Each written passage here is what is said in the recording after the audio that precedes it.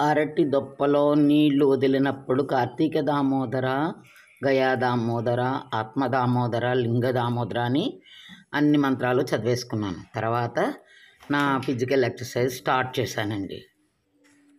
పోలి స్వర్గం అంటే పోలమ్మ అనే ఒక చాకలి అమ్మాయి, చిన్న అమ్మాయి అత్తవారింటికి వెళ్ళాక, అసలు ఎక్కువ భక్తి గలదే కానీ అత్తవారింటికి వెళ్ళాక ఆ అమ్మాయిని పూజలు చేసుకొని ఇచ్చేవారు కాదట. పాపం ఆ అమ్మాయి భక్తి ఎక్కువ.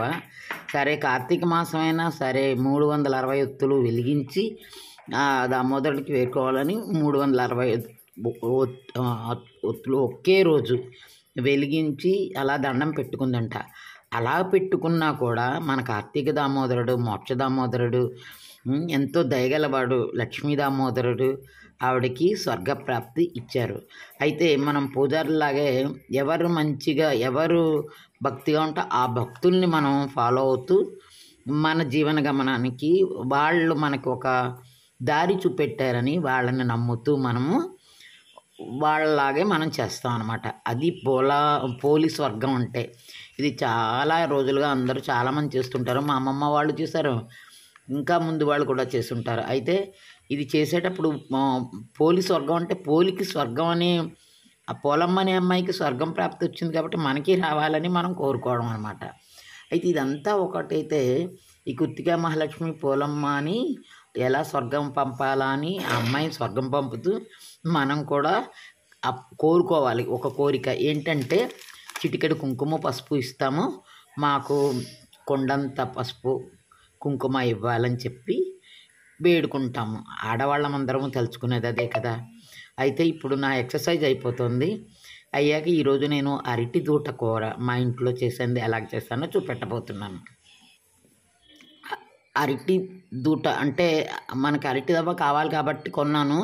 సరే అరటి దూటే కొనుక్కున్నాను, ఎందుకంటే నాకు అరటి దూట కూర అంటే మా ఇంట్లో తింటాం చాలా.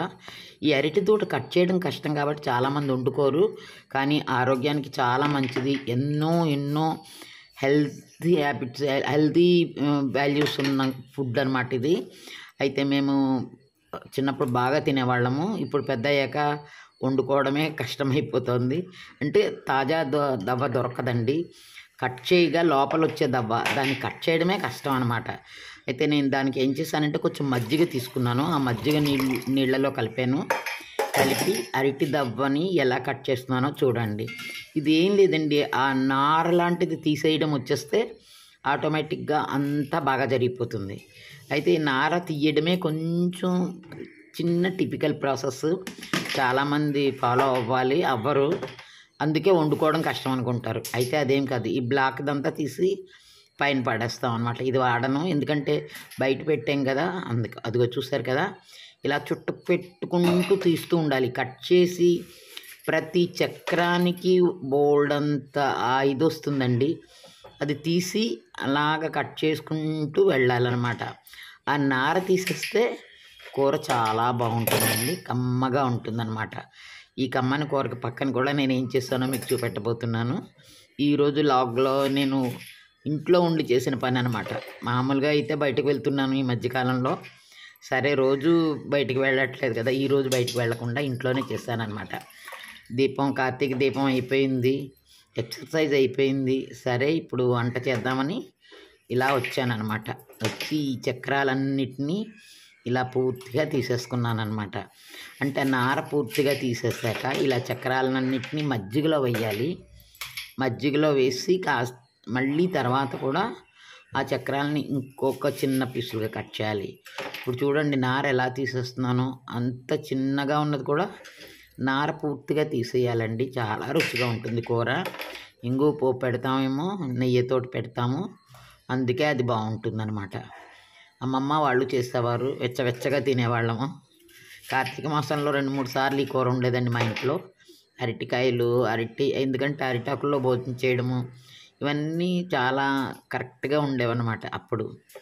సో ఇది దొరకడం కూడా కష్టమేనండి. ఈ మొన్న వెళ్తే ఒక 2-3 చోట్ల చిన్న కర్రలు ఉన్నాయి, అయితే వాటిలో దూట తక్కువ, పైది ఎక్కువ ఉంది. కానీ ఇది కొంచెం ఒక్క పిసరు, మరీ అంత కాదు కానీ లేత దూట దొరికింది, అందుకని మొదలెట్టానమాట.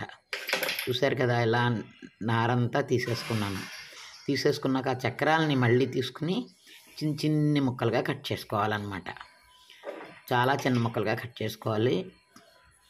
ఎందుకంటే ముందు చక్రాలు చేసుకున్నాము, తర్వాత దాన్ని చిన్న ముక్కలలాగా కట్ చేసుకున్నాము. కట్ చేశాక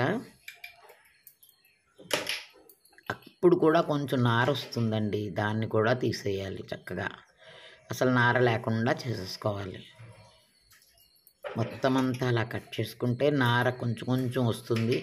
ముందు ఎక్కువ నార వస్తుంది, అడ్డుగా కట్ చేసేటప్పుడు ఇలా కట్ చేస్తే చిన్న నార వస్తుంది, పెద్ద నార అయితే రాదు. ఇంకా ఆ తర్వాత అదంతా తీసేసాక ఇదిగో చూసారు కదా, ఇంత చక్కగా పెట్టేశాను. దాని తర్వాత చూసారు తెల్లగా అయిపోయింది. మజ్జిగతో చేసాం కాబట్టి, మజ్జిగలో కడిగాం కాబట్టి తెల్లగా ఉంది.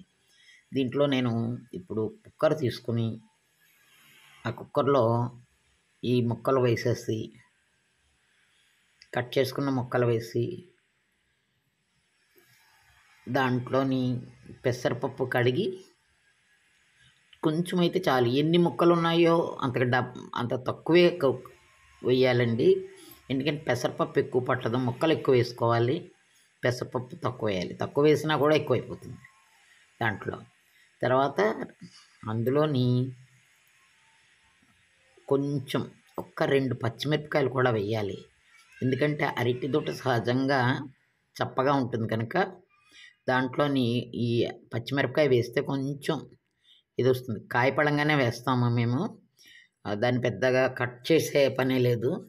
పసుపు వేసి కుక్కర్లో 2 విజిల్ రానివ్వాలన్నమాట. 2 విజిల్ వచ్చేసరికి కుక్కర్లో మెత్తగా అయిపోతుంది. మూకుడు వేసుకోవాలి, మూకుడులో నెయ్యి వేయాలి. నెయ్యి వేసి ఆవాలు, మినప్పప్పు, ఎండుమిరపకాయలు, కొంచెం కరివేపాకు సిమ్లోనే వేయించుకోవాలి చక్కగా.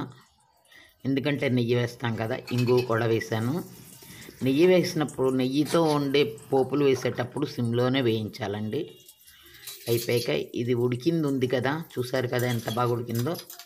దాన్ని ఉప్పు చేర్చి ఇందులో వేసేయాలన్నమాట. అంతేనండి, మన కూర అయిపోతుంది. చూసారు కదా, సిమ్లో పెట్టడం వల్ల నెమ్మదిగా వేగుతుంది. హైలో పెట్టకూడదు, నేతి పోపు కాబట్టి హైలో పెట్టకూడదు. ఇప్పుడు పోపు అయిపోయింది, కూర కూడా వేసేసాము, అయిపోయింది. దీనికి నేను కాంబినేషన్ ఏంటంటే చింతకాయ కొబ్బరి పచ్చడి చేశానన్నమాట. అది కాంబినేషన్. పుల్ల పుల్లగా తీతీగా చాలా బాగుంటుంది. చూసారా, వేడిగా కూర పక్కని పచ్చడి. అంతేనండి, అయిపోయింది మన items. Thank you for watching.